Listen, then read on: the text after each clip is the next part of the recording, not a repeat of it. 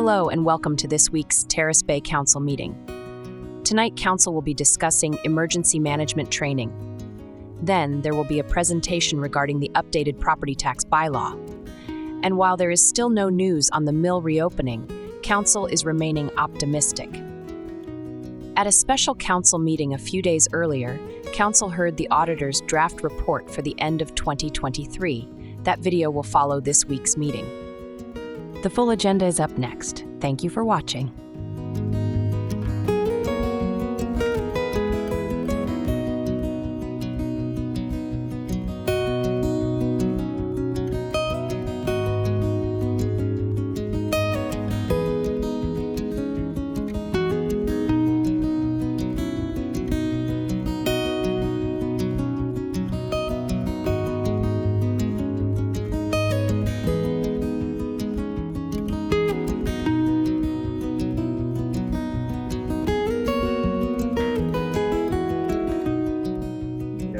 Having reached 6:30 on Tuesday, August 6th, I call this meeting of Council of the Corporation of the Township of Terrace Bay to order. Declaration: the Council of the Township of Terrace Bay hereby acknowledges that we're in the Robinson Superior Treaty Territory, and the land on which we gather is a traditional territory of the Nishnabek and the Métis. Are there any additions, deletions, or amendments? Gary? 7D is a duplicate of last meeting. We don't need to pass the same resolution. All right, note this on. So it can be deleted. Okay, we have a motion moved by Councillor St. Louis, second by Councillor Johnson. Resolve the Council approve the agenda for the regular meeting held on August 6, 2024, with the deletion of 7D. All in favor? Carried.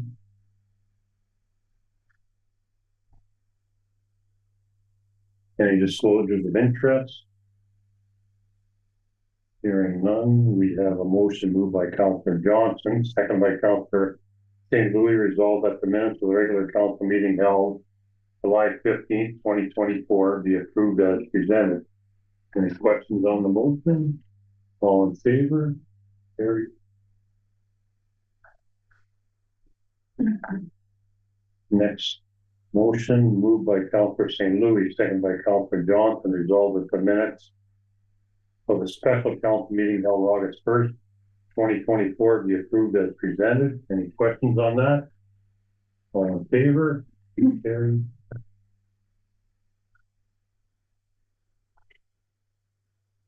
Okay, reports from administration, John, emergency management, and exercise. So we planning on doing the emergency management exercise a little bit earlier this year than we have in previous years. So as all council is now back on the training roll, I'll need some dates in September for availability. It'd be one day, but we're planning on getting that done in September as opposed to December. And so I'll send out an email with some potential dates. We already have the exercise drawn up. It's just a matter of actually gathering everybody in a room and actually conducting the exercise and then the training. So I can send that out after this meeting. We can get some dates in September. As long as nobody is going away for the entire month, we're in good shape. So next one is the MSR draft template for EDF renewable resource. right, so there's a municipal support resolution draft there before council. EDF's requesting this. It doesn't lock us into anything with EDF. All it's saying is if they are successful in getting a project, we support them doing a project within our boundaries. They still have to go through all the applicable permits and things like that. And again, they have to sign a contract with us for I've not done yet. So really it's just a resolution of support, helping the process move along. The LT2 RFP has not been released yet. We're expecting to release sometime this fall of 24, with submissions happening either spring next year 25 or summer 25. Okay. Hearing none, we have a resolution here moved by Councillor St. Louis, seconded by Councillor Johnson. Whereas the independent electricity system operator expects to issue the long-term 2 request for proposal, competitively procure 2,000 megawatts of non-emitting energy producing resources. Whereas the LT2 RFP may provide proponents with the opportunity to obtain additional points should the proponent show evidence of having obtained support in the form of a municipal support resolution from each local community municipality in whose jurisdictions the long-term energy producing project is proposed to be located. Whereas one or more of these energy producing systems may be constructed and operated within the Township of Terrace Bay municipal boundaries by EDF Renewable Development, Inc., or any of its affiliates or subsidiaries formed for the purposes of the LTR RFP as applicable. Whereas new non-emitting supply is expected to be cost competitive, clean and renewable, such as wind, hydro, bioenergy, and solar generation.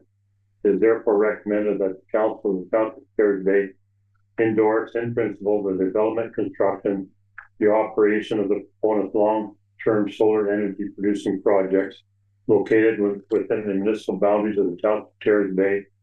The resolution's sole purpose is to enable the proponent to potentially receive additional points under LT2 RFP or to satisfy its obligations under any awarded LT2 contract. Additional points may be used to rank the proponent's proposal in relation to other proposals received by the IESO under the LT2 RFP. That although this resolution may impact the rank of proponent's proposal in relation to other proposals received by the IESO, it does not guarantee a contract will be offered to the proponent under LT2.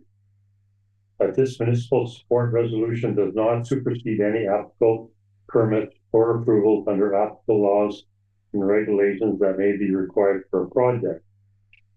That the proponent must engage with relevant Township of Terrace Bay staff to meet all planning act approvals, permits, and requirements. And the relevant Township of Terrace Bay staff be directed to work with the proponent to complete and execute any additional resolutions required by the IESO under the LT2 RFP to evidence support from the Township of Terrace Bay for the project, the necessary work or forms required by IESO or Hydro One for the submission of the project. Any questions on that resolution? All in favor? Carried.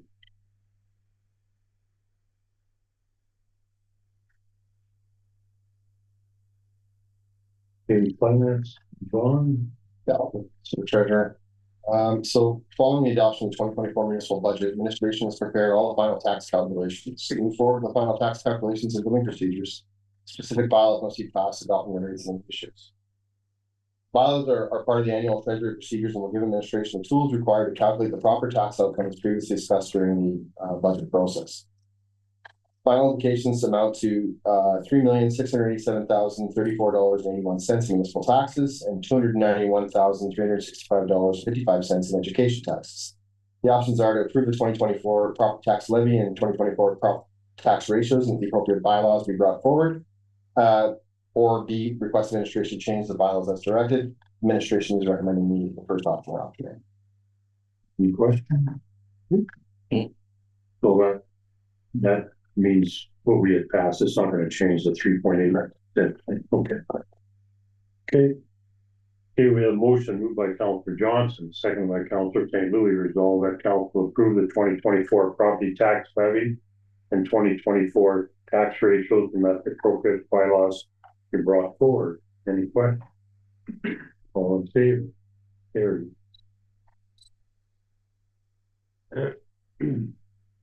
Next one down.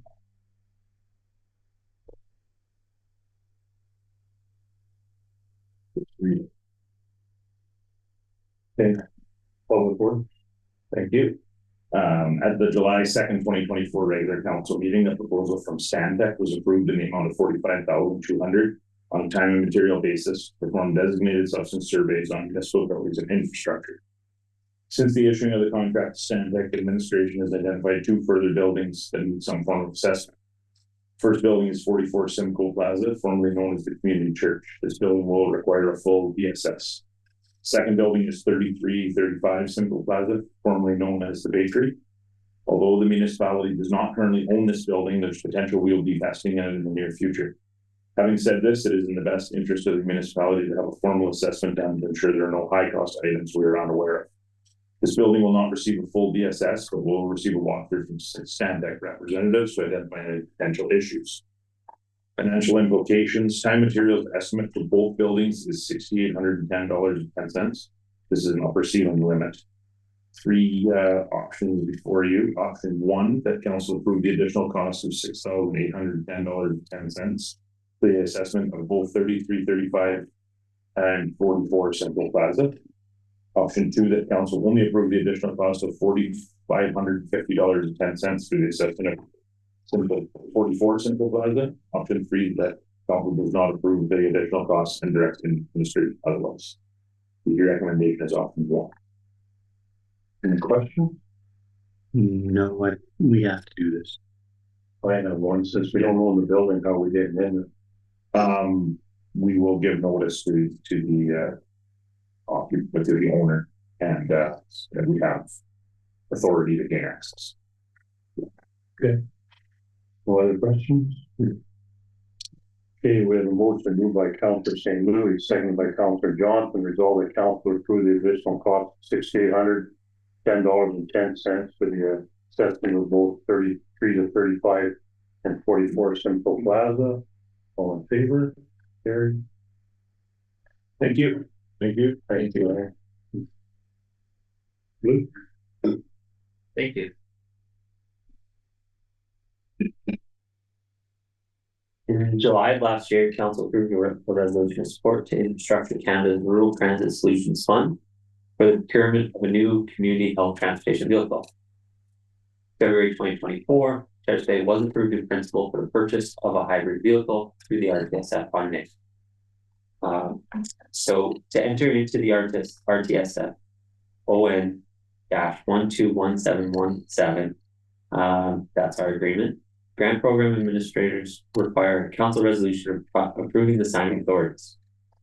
Administration is recommending that myself, Luke Bedard, and Dan Mulligan act as signing authorities for this project. For financial implications, should council choose to authorize project signing authorities, RTSF ON-121717 will offset 80% of the cost of a new hybrid community health transportation vehicle. The remaining 20% will be funded by the township's existing agreement with the MTO. Our options are option A, the mayor and council of the township of Terrace Bay authorizes Luke Bedard and Dan Mulligan to execute agreements on behalf of the township of Terrace Bay. Option B, the council does not authorize Luke Bedard and Dan Mulligan to execute agreements on behalf of township of Terrace Bay, directs administration otherwise. The recommendation is option A. Okay, any questions? What kind of delivery date would that new vehicle be? I honestly couldn't tell you. I don't know if they're sitting on the lot or not. Okay. Okay, we have a motion moved by Councillor Johnson, seconded by Councillor St. Louis, resolve that mayor and council of the town of Terrace Bay authorize Luke Bedard and Danny Mulligan to execute agreements on behalf of the town of Terrace Bay. All in favor? Carried. Thanks. Thank you, Luke. Okay, communications, Franco-Ontarian Day request. We have the motion moved by Councillor St. Louis, seconded by Councillor Johnson, whereas by the virtue of the Franco-Ontarian Day Act, which was legislated on April 26, 2010, it is declared that September 25th of each year be recognized as Franco-Ontarian Day throughout the province of Ontario. And whereas September 25th is the anniversary of the first raising the Franco-Ontarian flag, and it represents over 400 years of French presence in Ontario. And whereas there are more than 745,000 Francophones in Ontario, the largest Francophone community outside of Quebec. And whereas Franco-Ontarian Day has become an annual occasion to celebrate the Francophone community. Now, therefore, I, Paul Malachowski, by virtue of the power vested in me as mayor of the township, Terrace Bay, do hereby proclaim September 25th of each year as Franco-Ontarian Day, and join the Francophone community of Terrace Bay in celebrating its exceptional contribution to Ontario's growth and prosperity. Any questions on that? Motion, all in favor, carried.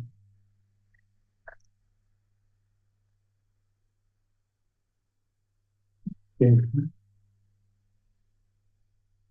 Have another motion here, moved by Counselor Juno, second by Counselor Dubé. Whereas paramedics, firefighters, and police officers are frontline heroes, regularly putting their own health and safety at risk to help others in need. Whereas the Ontario Fire Service's Long Service Medal was created in 1971 to honor firefighters who have served the public for 25 years or more, and the Governor General's Fire Services Exemplary Service Medal was created in 1985 and honors members of a recognized Canadian Fire Service who have completed 20 years of service, 10 years of which have been served in the performance of duties involving potential risks. Whereas the Ontario Provincial Police Long Service and Good Conduct Medal honors OPP officers who have served for 20 years or more, in the Governor General's Police Exemplary Service Medal created in 1983 recognizes police officers who have served in an exemplary manner, have completed 20 years of full-time service with one or more recognized Canadian police forces. Whereas many non-OPP police services have similar long service medals within their forces, there's not a province-wide long service medal for non-OPP police officers. Whereas the Governor General's Emergency Medical Services Exemplary Service Medal created in 1994 recognized professionals in the provision of pre-hospital emergency medical services to the public who completed 20 years of exemplary service, including at least 10 years in the performance of duties involving potential risk. Whereas there is no province-wide long service medal for paramedics in Ontario, now therefore the Corporation of the Township of Terrace Bay endorsed the creation of a province-wide long service medal for police and for paramedics, modeled after the existing such service award for firefighters. In furtherance of this resolution, that the mayor write to the Premier, Minister of Health, Solicitor General, Minister of Citizenship, and our local MPP, urging them to work collaboratively to create such awards, and that a copy of this resolution be sent to all Ontario municipalities. Any questions on that motion? All in favor? Carried.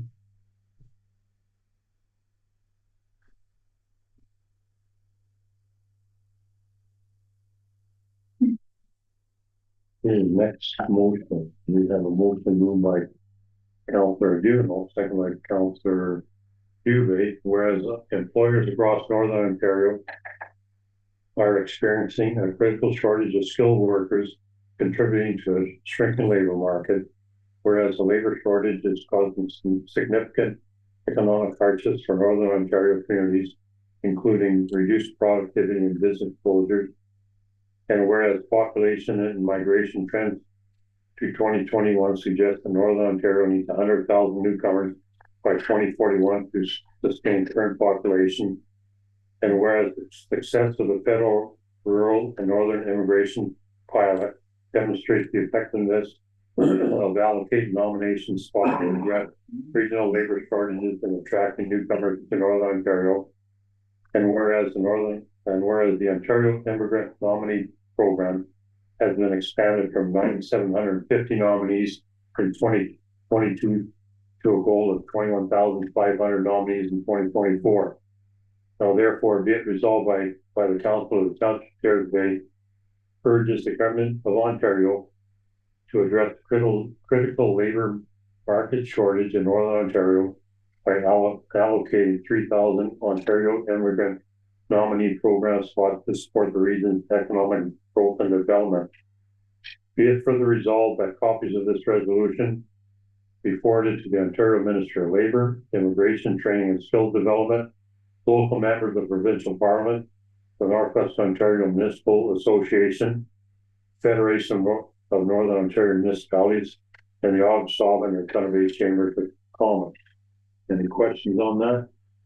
All in favor? Carried.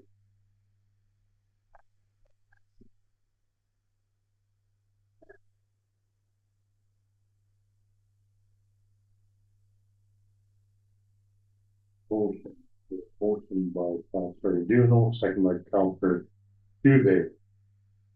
Or this is six and D? Okay, Yeah. you got that one. Thanks, Gary, I've been tired of reading.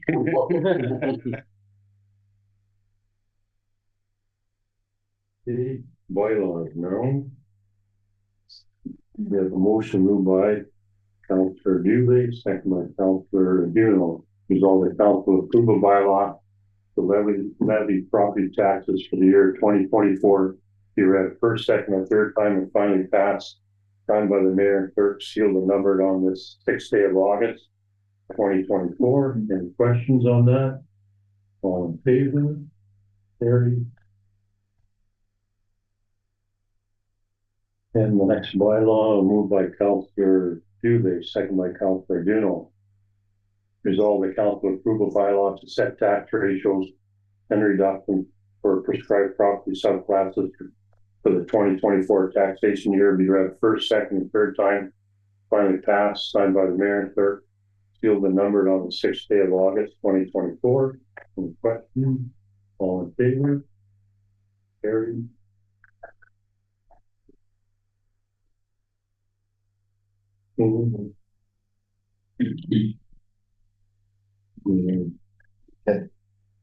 And okay, I think I've already shared, right? Did we have a meeting after with them, John? After the last. Yeah, I, since the last meeting, really nothing has changed. They're still, I guess, pursuing buyers, but they did say they would rule out starting it up on the road again. You know, that's where it is with that. And that, John? No, that's basically the picture. We kind of got the same responses out of them. But again, their response to us is their hands are tied. They can't comment on pretty much this information. So you just keep asking them. They know we're going to AMO. They know we're meeting with the Minister of Forestry. They've had some brief dealings with his office, a newly created position, subsidiary of MNR. So we had a brief discussion about that. But other than that, that's really all they were allowed to discuss with us. So we're optimistic a buyer is out there. And again, as Paul said, they're not ruling out reopening the longer their own banner. So Thanks, John.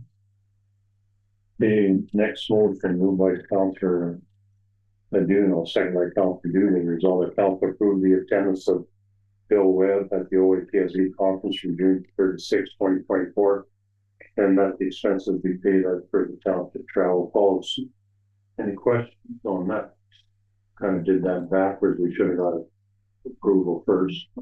That's in the new policy that.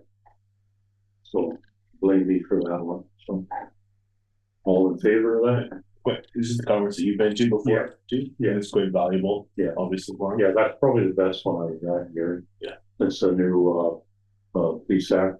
Right. And then with that, so yeah. Okay, all in favor? Carried.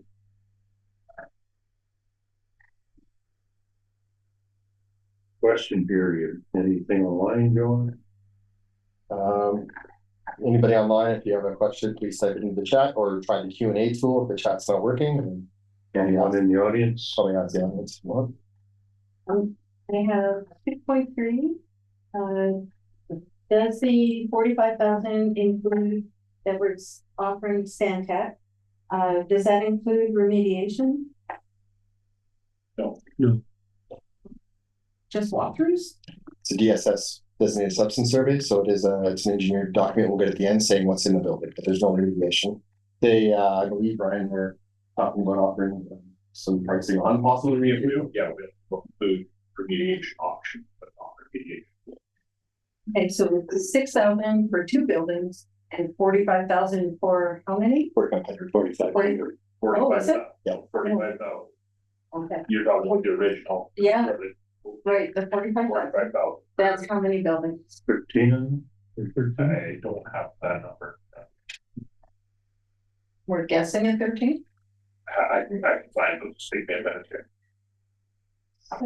Yeah, okay. 6.4, how often are vehicles replaced? Lou? Yeah. Oh, for the The hang- sorry, sorry, I was thinking just regular. That current deals with the 2019. 5 years. I Just got like, I don't know, 300,000 kilometers on it, something like that. Yeah, just under, or just hold, or sure, but right there. Mhm. I don't have an opinion, I just. No, that's, yeah, that's the vehicle, the 2019 Chevy Tourist. And you're allowed to have it big too. We did have a question, Virginia and I, about the strategic plan, if that's okay, we'd like to ask. It's not on the agenda. We recognize that. Would you prefer it in the form of a letter?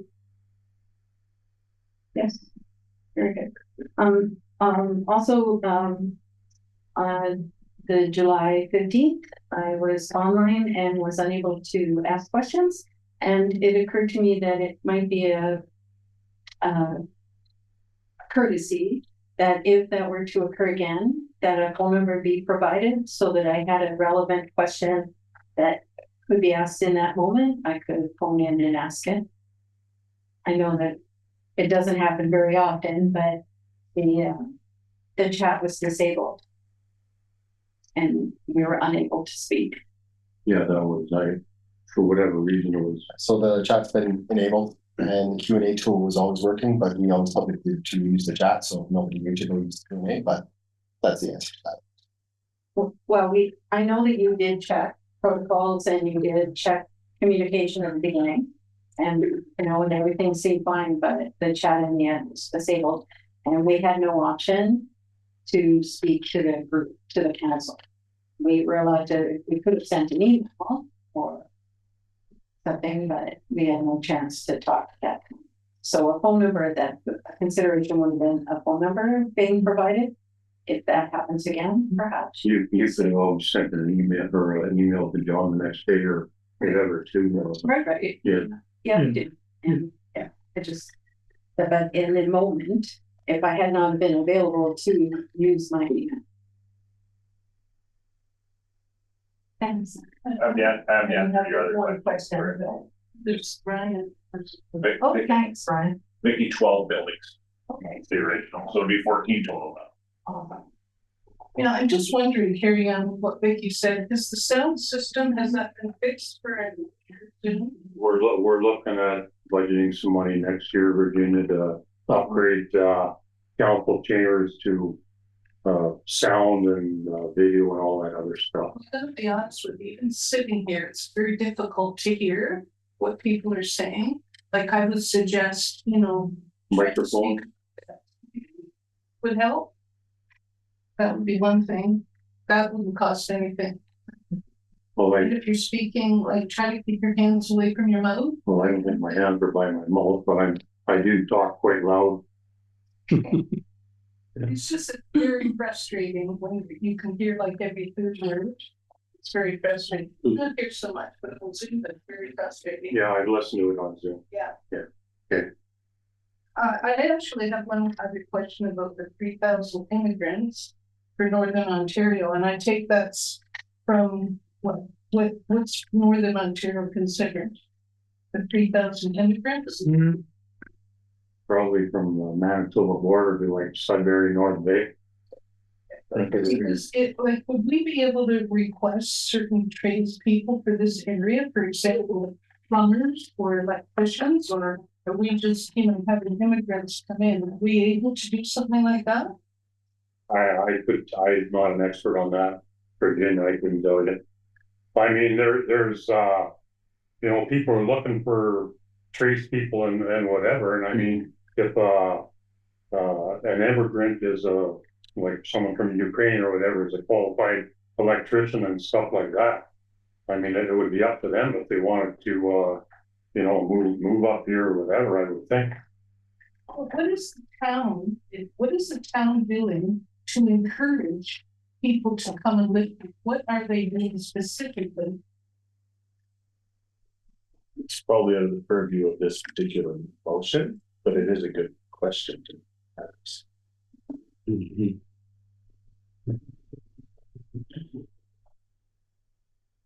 I can sort of talk a little bit. When I was reading this in my mind, Couple of my neighbors work at Spinoni's. One guy, Doof, he's been sort of drowning in the auto body, and they brought in foreign workers and whatnot to work alongside him and in the auto body section as well, if I'm not mistaken. And it's been very successful from speaking with them. So I look at that as a success of bringing in foreign workers to help with current businesses, because they had a hard time recruiting people from state Thunder Bay to come here to work. They got paid a little bit better in Thunder Bay, and they couldn't retain or recruit anybody here. From a township perspective, hopefully one of the things we've been working on is having a daycare start back up.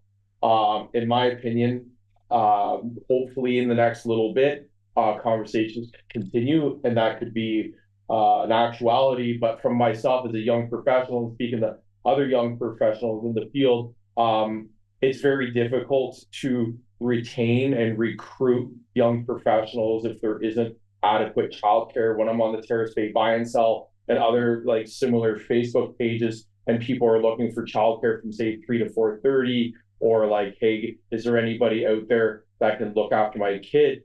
That is a deterrent. So we, as a township, we've been actively working with the Northern Policy Institute and various other stakeholders, Brass Bell being one of them that's already at Terrace Bay Public School. Hopefully we expand the programming. And I feel that if we could, as a township, not run it, but support it any way we can, that would be a positive next step to having people move here. Again, having the bi-monthly, twice a month updates on the mill, what's going on, and supporting that, and having council and administration go to AMO in Ottawa this year and speak with the ministry about the mill potential that we can do to help. That will bring those types of workers in as well. And if there's work, I know talking to the guys at Home Hardware, they're saying, not much is moving this summer with the mill being down. So if I was an electrician, quite frankly, and I was like, well, I'm going to go to a town where the mill is down, or I'm going to go to say Thunder Bay where there's a little bit more work, which would I choose? I feel that, and again, part of the strategic plan that, it's not on the agenda, but it's diversifying what our economy could look like here in Northern Ontario and Terrace Bay, right? And that part of it is we could start looking towards diversifying our economy. Then that would bring in skilled trades people, or like, again, plumbers or HVAC or whatever it might be. It's beyond just your typical government workers, say at the hospital or the school or whatnot. And housing is another thing too. You don't have houses there for people. And then that's the community, sorry, give me one second, that community church. Like with that, if that was converted to say like assisted living, would that free up housing in our community? Because I'll tell you, again, the hard reality is if I'm a house builder and I'm looking at building a house in Thunder Bay versus here, your return on Thunder Bay is much more than here. So unless there's some sort of government incentives to builders to come here and build, it'd be quite difficult. Again, we're sort of pigeonholed. It's beautiful here. I love it here. However, there's these difficulties that are very real. So that's part of it. That would open up, if we could have some sort of an assisted living, that might open up houses here potentially, or if people moved in there, then those houses would be available. Good. Brian, do you have a question? Yes, I don't know whether this is allowed, but I'm wondering if you could tell me if AV taxes are up to date. They are up to date.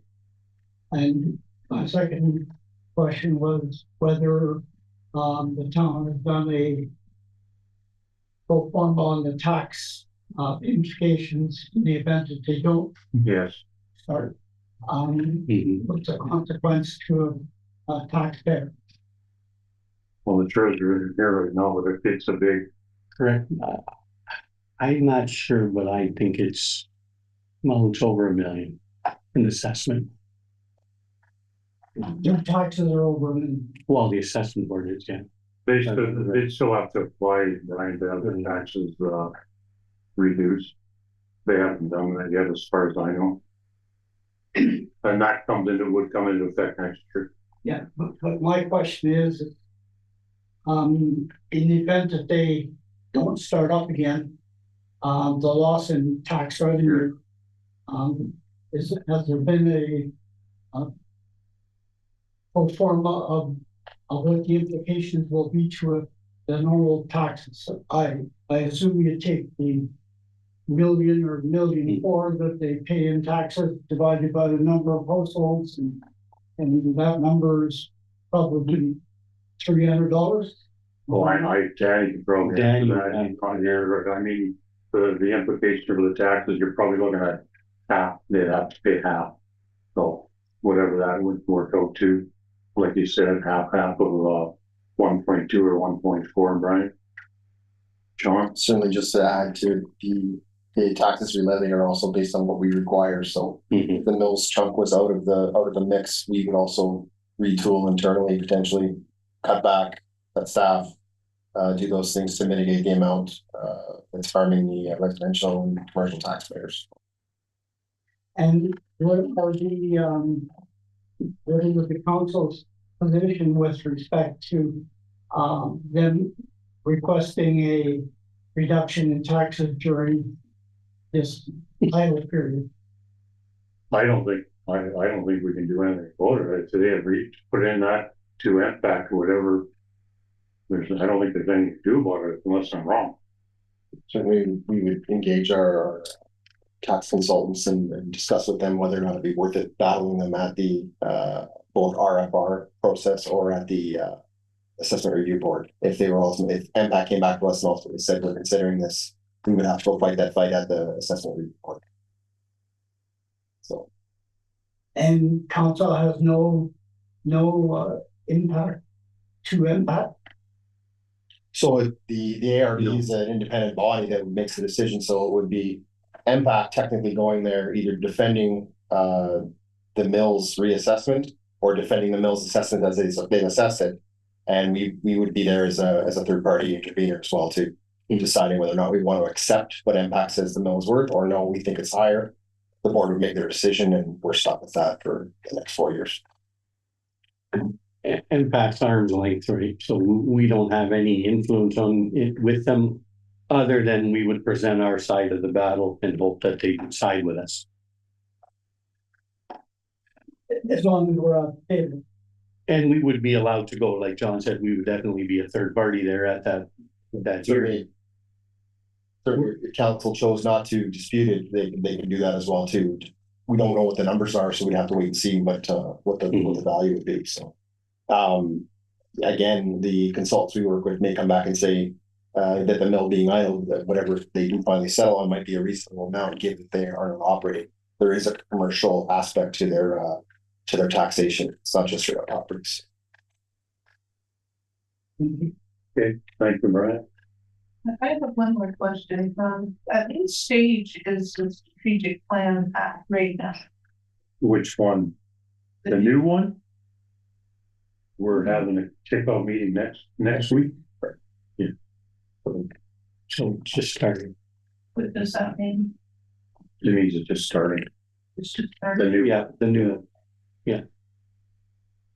And there will be plenty of opportunity, I guess, Virginia, for community input. It's not just going to be us sitting around the table. There'll be open houses and stuff like Will that. it be a survey? Yeah, I think there's a survey with it too. Yeah. 2025 to 2030. Yeah. 2025 to 2030 is not great for the upcoming strategic plan. Okay, no other questions? Nothing online, John? Okay. We have a motion moved by Councillor Dunal, seconded by Councillor Dubé, resolved that the next regular meeting on council be held Tuesday, September 3rd. All in favor? Carried. And last item, moved by Councillor Dubé, seconded by Councillor Dunal, resolved that the regular meeting of August 6th now adjourned at 19:08. All in favor? Carried. Thank you, people. Thank you.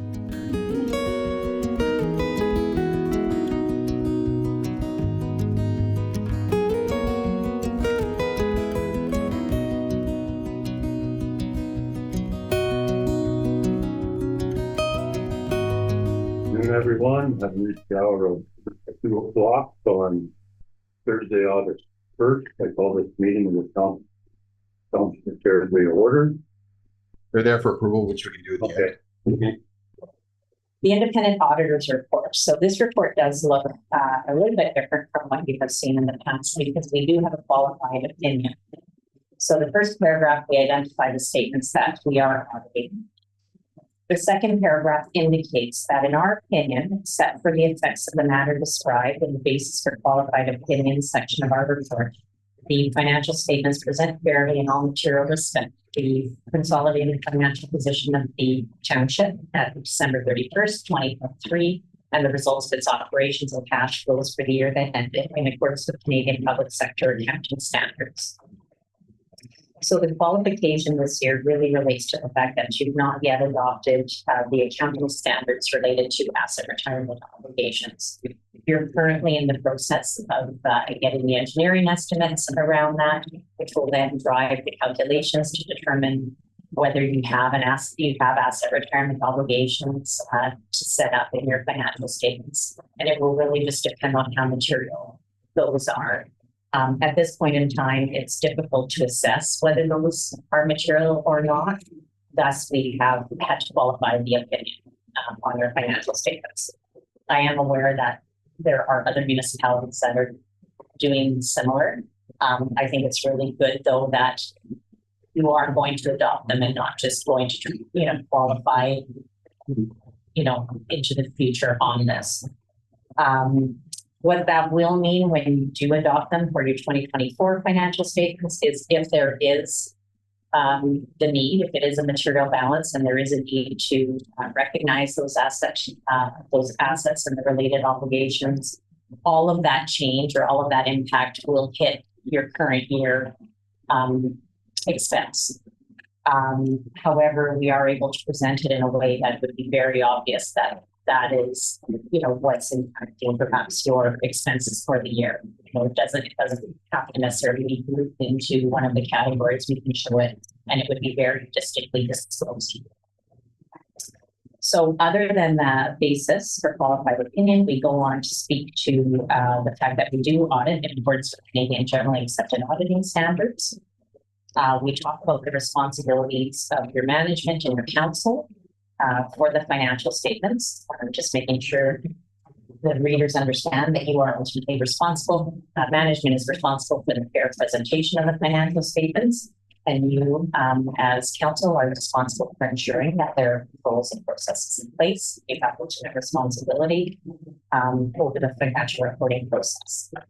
And then the last page speaks to our responsibilities with respect to the financial statements, and it's much longer than it ever used to be because it's really trying to ensure that the users understand a little bit about what an audit is and how we approach it. Yeah. So we'll start with the consolidated statement of financial position. So this is on page 3. So looking at the financial assets, total financial assets this year, 6.2 million as compared to prior year, 6 million. Some of the bigger changes is the increase in the investment value. So there's about 250,000 more invested, and as well the interest earned on those GICs was reinvested. The decrease in your taxes receivable, this is largely because there was an increase in the allowance against those receivables. So the allowance for that whole amount on those taxes receivable has increased by about 94,000. And your accounts receivable has gone down largely due to collections and grants receivable from ISIP for the mill road and commodity projects. So that was decreased there. Looking at your liabilities, total 4.1 million as compared to prior year 3.6 million. Some of the larger impacts, of course, is that deferred revenue balance has increased to 1.5 million as compared to prior year 906,000. So gas tax, there was about 118,000 increase there. Your OSIP has increased by 345,000, and your NOVIX is about an $85,000 increase. So just a reminder, deferred revenue represents funds you've received for specific projects for specific use that you've not yet spent. So you're sitting as cash in the bank, and when you spend it, it will reflect as revenue in your statement of operations. And then some decreases to your callable debt and your long-term debt, just regular repayments have been made, so it's decreasing there. And the landfill closure has increased a little bit as just to bring us 1 year closer to that liability being due. Gives us net financial assets of 2.07 million as compared to prior year 2.39 million. Looking at the non-financial assets, your tangible capital assets, 31.9 million as compared to prior year 32.5 million. So there was additions of about 800,000, the largest being the fire pumper, which is about 584,000. And the water line repair on Fort Garry Road was about 114,000, plus the amortization of these assets of about 1.3 million. That results in the accumulated surplus, which we'll go over in Schedule 1 of what comprises this accumulated surplus, an ending balance of 34 million as compared to prior year 34.9 million. I will just point out one change from the property you would have received and from prior year on the statement of financial position. Prior year, we would have had an asset set up for an investment in the government business enterprise. That's the LNG 8, the shares that were purchased back in 2019, and as well as payable due to related party for matching 150 for those shares. With the consult with National this year, there was a further analysis done, and it was concluded that this is really an interest in the partnership, which is accounted for under proportionate consolidation, which means basically your share, your pro rata share of those assets and liabilities or equity in LNG Inc. is brought back into the township statement. So really what that did when we proportionately consolidated them is those balances net the related party receivable with net with that shareholder receivable on LNG side, and your investment in that company would net with the share capital of equity in that company. So it won't show on the face of the statement, but we still include a note disclosure about this interest in partnership. So that's really the change we thought you would have received before to this change, as well as a few disclosure changes. Going to the next page, your consolidated statement of operations and accumulated surplus. So looking at your revenues, tax revenues of 3.6 million, right on line with budget of 3.6 million. The increase from prior year, which was 3.47 million, there was rate and assessment increases. The user charges, water and sewer billings, basically right on line with budget and not a large increase from prior year. But if you look at other fees and service charges, you will see that it's a bit higher than budget and prior year. So what happened is there was larger amounts of tipping fees or landfill fees that were received this year that weren't anticipated, as well. The recycling blue box payment has increased about 7,000 per quarter. So that's driving the increase in that revenue as well. Looking at government transfers, Government of Canada, 110,000 budgeted, 13,000 recognized. So really what's budgeted for is the amount to be received. So gas tax, there was 106,000 expected to be received, but none of it was actually earned this year. So it's going to your deferred revenue to use in future years. Similar impact for your province of Ontario. You'll see the 1.4 million budgeted for. And the 1.1 million earned, there was about 407,000 expected to be received from also from awards, and all of that was deferred to be used in future years, so none of it recognized. The other municipalities has decreased from the budgeted amount because there was that higher landfill revenue for tipping fees coming in that was shared with Striver, so it actually decreased the amount that they owe back on the landfill operating costs. Investment income, 170,000 as compared to 17,000 budgeted for. So better rates on your GICs, and there's always been a conservative amount budgeted for investment income. So good rates on the GICs has increased your interest income from budgeted as well as prior year. Also looking at sale of land and fuel, this has increased from budget and prior year because there were quite a few land sales that happened last fiscal year that weren't either budgeted for and anticipated and didn't happen before. That gives you total revenues of 7.0 million, closely aligned with budget, 7.07 million, and an increase from prior year, which we had 6.7 million. Looking at your expenses, really the budget to actual is fairly close, 7.9 million budgeted for, and just slightly under 7.93 and 7.89. So really you were right on line with your budget expenses and what you should do. Some things I will point out, increases from prior year, you'll see general government has gone up. So there was an increase in legal of about 57,000, increase in the tax write-offs of about 100,000. The insurance has gone up slightly as well. Travel costs have gone up. Looking at another line that has a big change from last year, the environmental services, you'll see it's 1.7 million this year as compared to last year was 1.2 million. So we had a recovery on the landfill liability last year of about 336,000, where it's an expense this 66,000. So there's a couple changes last year, the inflation rate changed as well as the discount rate. As compared to previous years, the economy and crime rate going up, which was the cause for that recovery on the liability. And another item, you'll see planning and development has gone up from prior years. So there was some arena repairs and maintenance done in 2023, so the enrollment section, the brine circuit repairs, and the wall maintenance and waterproofing, which didn't happen the year before. And there's a minor gain on the disposal of capital assets of about 13,000, which gives us our annual deficit of 874,000. Subtracting that from your accumulated surplus gives that 34 million, which we'll go over what makes up that accumulated surplus when we get to schedule 1. I'll pause there. Is there any questions about the statement of operations or any other challenges? Great.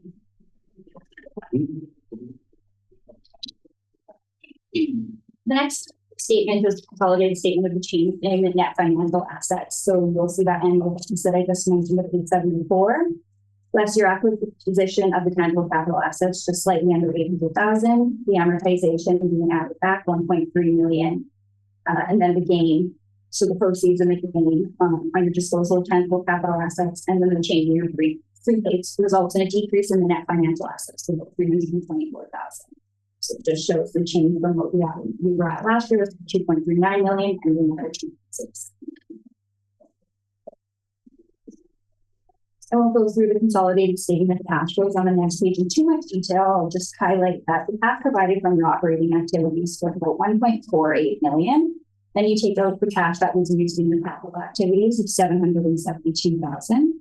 As well as the cash that went into the investments of about 375,000 and the repayment of your long-term debt of about 215,000 results in a net increase to your cash of about 126,000. That gives us our ending cash balance of 1.5 million.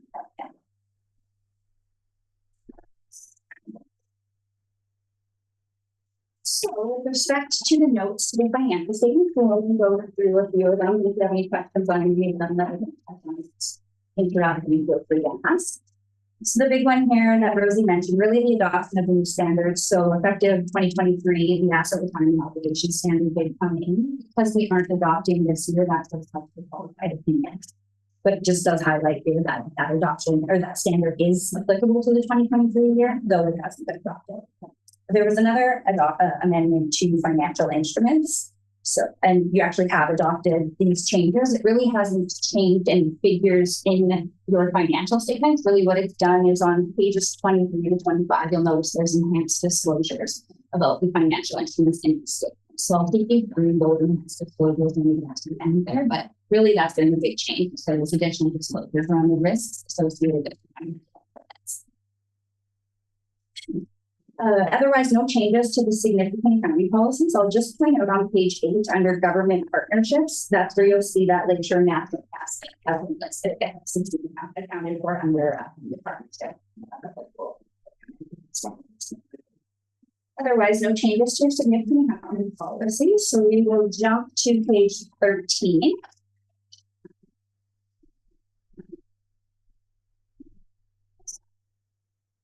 And I'll just highlight note 6, taxes receivable. So what this breaks down is really the gross amount of your taxes receivable outstanding net to the allowance of those taxes. So 661,000 less than allowance of 233,000 gives us that 428,000 that's on the statement of financial position.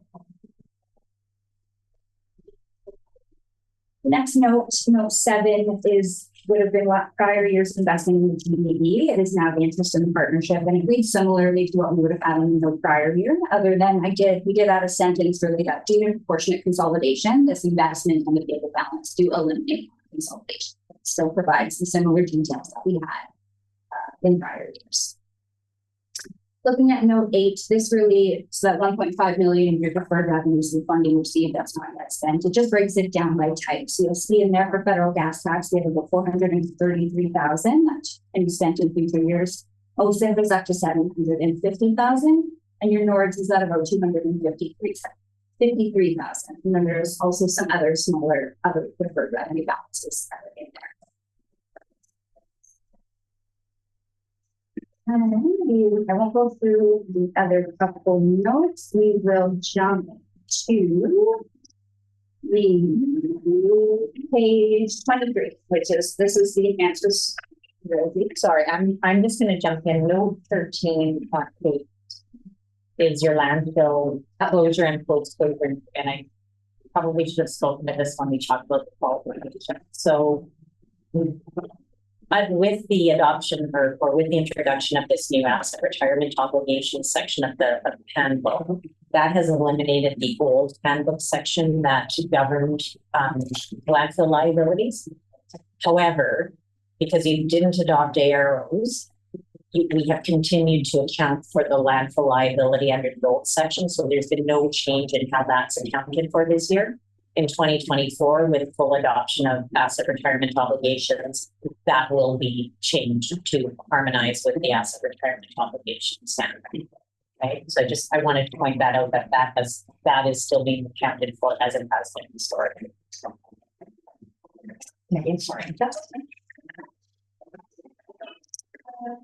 So page 23 to 25 is the enhanced disclosures about the financial instruments that are in these financial statements. So the first paragraph is really just the classification. Everything in township financial statements is measured at amortized costs. If there was any fair value instruments, so say an investment in bonds or mutual funds, it would be listed under fair value, and there may be additional risk or work we have to do around any fair value estimates. So within these statements, that would be measured at amortized cost. So it just identifies the classification between the different types of financial instruments. As well as it includes enhanced disclosures around some credit risk. So really the credit risk that's applicable to the township is with respect to their accounts receivable and the cash balance. So if a creditor fails to pay any cash receivable to the township, it's a loss of that revenue or that receivable, so the loss of that. So the risk being that they fail to pay what they owe to the township, as well as the risk of cash is minimal if your cash is held with a federally regulated bank. So there's some protection around that. Anything. I apologize. We didn't teach the errors. We've got too many zeros in. Oh, yeah. And the insured amounts. Yeah. We will correct that. It just continues as well. The next few tables kind of show the timing of when those receivables are expected to be received. So really what we have in receivables, government receivables and other AR, they're all current. So this kind of shows the timing of when they're expected to receive it. If there was any longer term receivables, it would just show that really we're expected to receive this cash in for that asset until X amount of days, but everything in these are all current receivables. The liquidity risk really relates to your debt and your AP, so amount to do to others, as well as the ability to repay all of the amount of debt. So this kind of shows the timing of when those payments or cash outflows are expected to happen. So you can see with the AP, it's all current. Your callable and your long-term debt matches the repayment schedule that's expected, CFC and ITC. So really just with respect to timing of when the AP and your cash flows are expected to go out.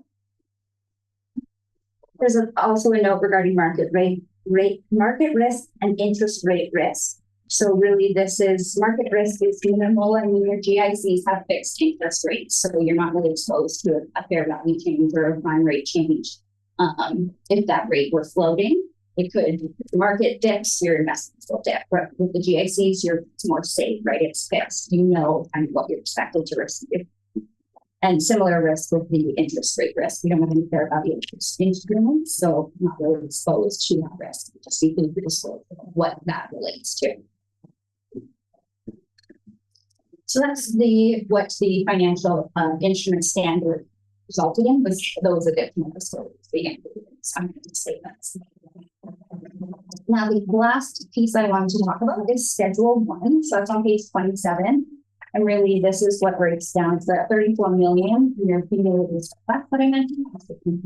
Then this is what makes it up. So a large portion of it, of course, is your investment in intangible assets of 31.9 million. You also have that general fund surplus of 334,000, which I believe the resolution has been passed now to actually transfer that to future your capital reserves, infrastructure reserves. So with the resolution, we'll make that change, and the finalized statements will reflect that. And as well, you'll see your reserves being set aside, so no change in your working capital reserve, and a decrease in your reserve set aside for specific purposes, largely because of the fire pumper that was purchased with reserve funds. Of course, that will go up to about 4 million when we move that 334,000 down to your reserve set aside for specific purposes. So that's really what we've got with the surplus. Any questions?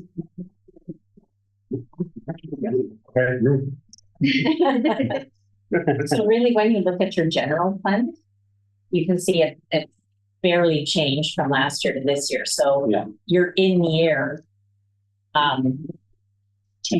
you're in your change, like you just about break even, taking out all the PSAM stuff that we incorporate, right? If you were back to budgeting and accounting for things the way you used to, it would have been sort of just about break even.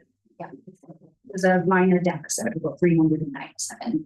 So depending on what we will simply strive for.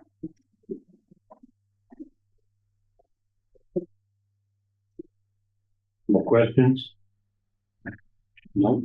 Okay, so if there's no questions on the statements, I will pass it back to Rosie to bring us through the report. So we did provide you with the report. I won't read you through all of it, but just want to make sure we touch on the salient points in this report to council.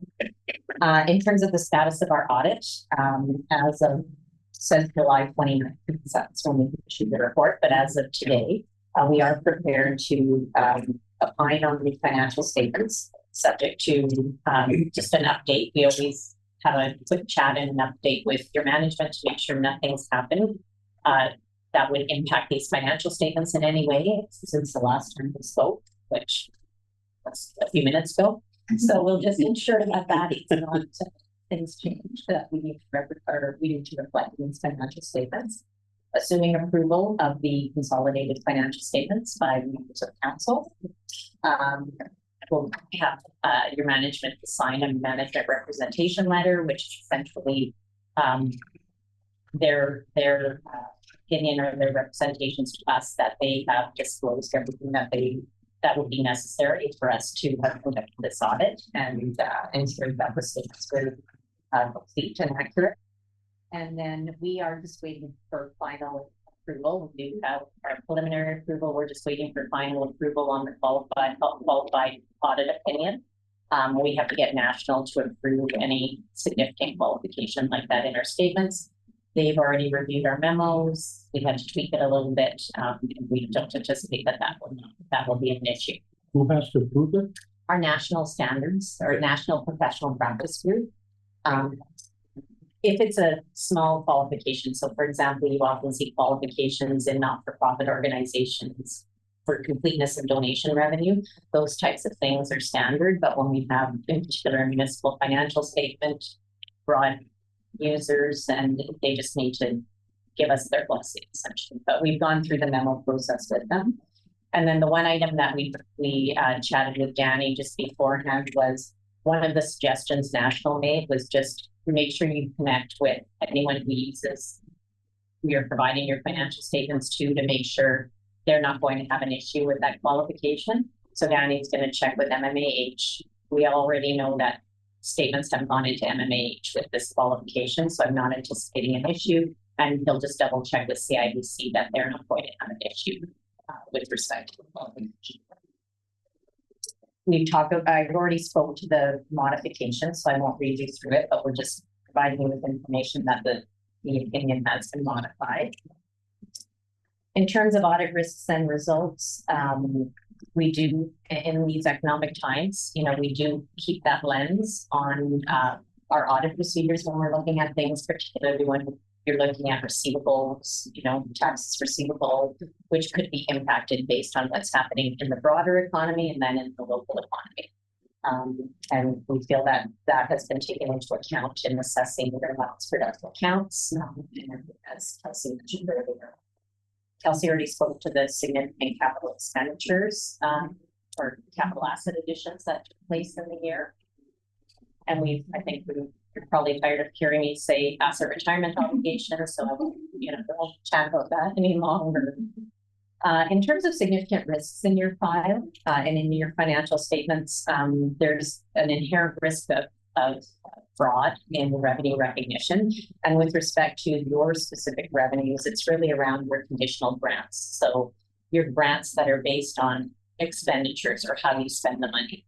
Your unconditional grants, and it is what it is. And your user fees and service charges, you're paying for the service. So it's really where there could be the ability to manipulate, the revenue earned on these conditional grants. So that's where, that's one of our risk areas. That's where we focus our attention during the course of the audit.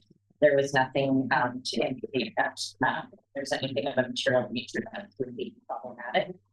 And then again, a smaller entity, you don't have the finance department to have a perfect segregation of duties scenario. So you just have the ability for potential management override. So we always incorporate that into our audit procedures. We consider that when we're doing our journal entry testing, but also if there are any unusual or transactions outside the normal course of operations, we spend more time looking at those.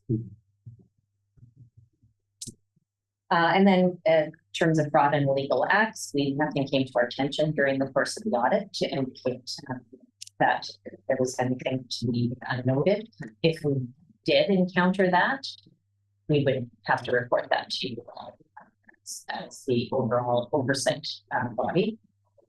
Accounting estimates, the significant accounting estimates in your financial statements are your allowance for doubtful accounts, which we were comfortable with management's assessment of that. And then the landfill liability, that's really a significant estimate. Going into 2024, it will be your asset retirement obligation will be added to this list of significant estimates.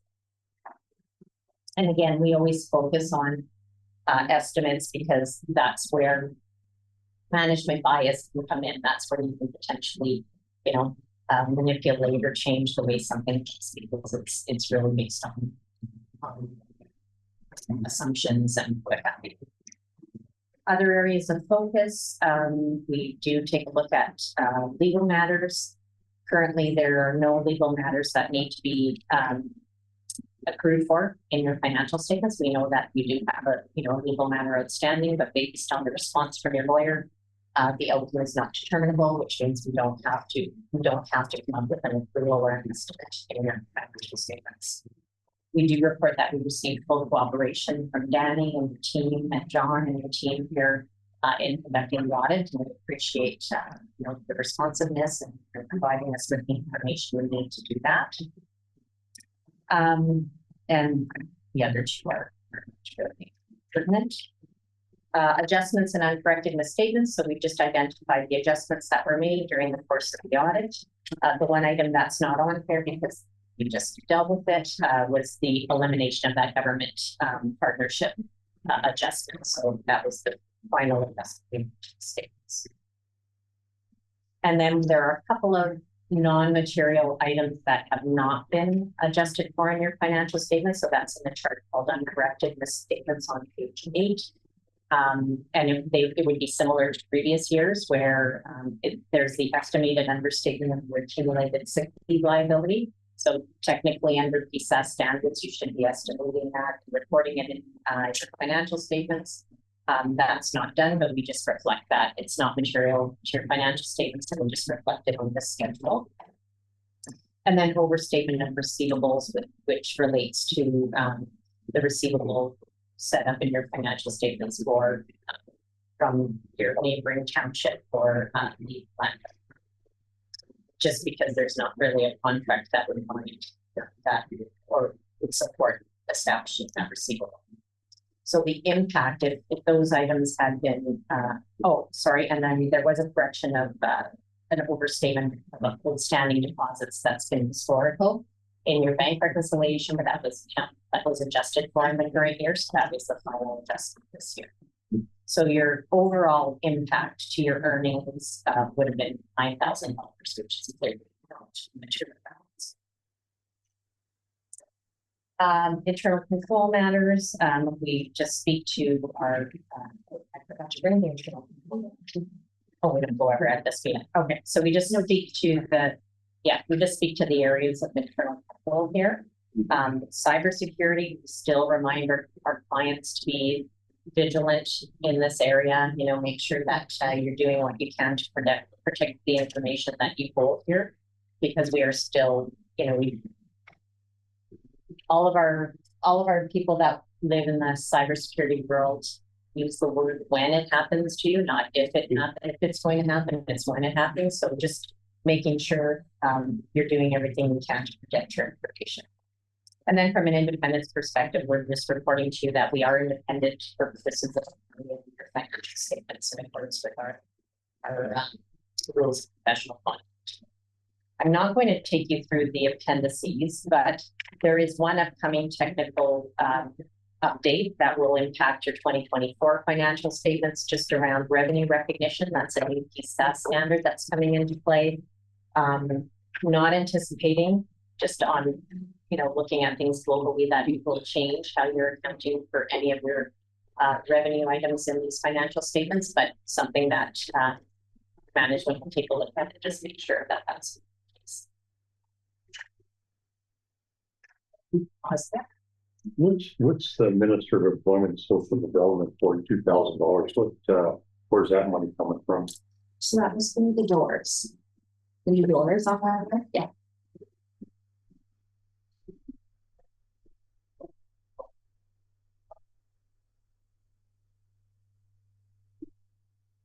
Any other questions?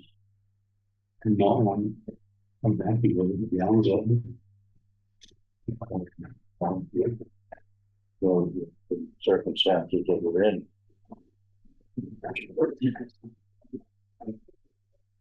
We gotta go to the cemetery or just pass the resolution.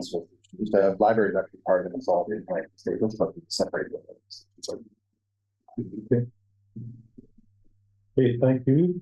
So we'll do a couple of resolutions here, moved by Councillor Johnson, second by Councillor Dubé, resolved that council approve the 2023 financial statements for the Terrace Bay Cemetery as presented. All in favor? Carried.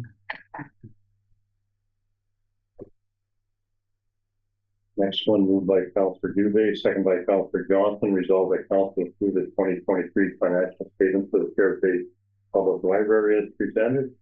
All in favor? Carried. And the next one, moved by Councillor Dubé, second by Councillor St. Louis, resolved that $200,000 be transferred from general fund surplus to the infrastructure reserve fund, and that the $134,313 be transferred from the general fund surplus to the public works vehicle and equipment reserve. Any questions? All in favor? Carried.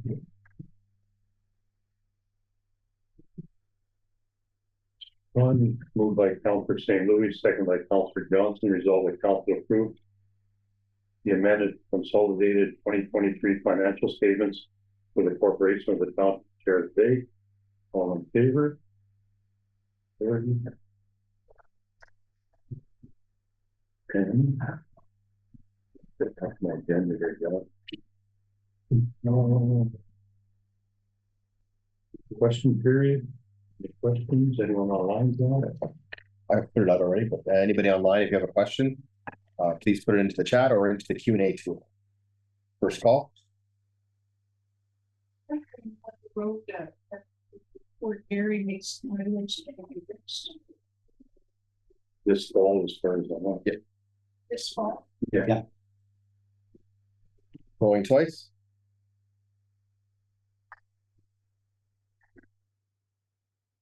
And the third and final time. No questions online, right? Okay, thank you, John. And the last motion moved by Councillor Johnson, second by Councillor St. Louis, resolved the special meeting of August 3rd, 2024, now adjourned at 14:36. All in favor? Carried. Thank you all.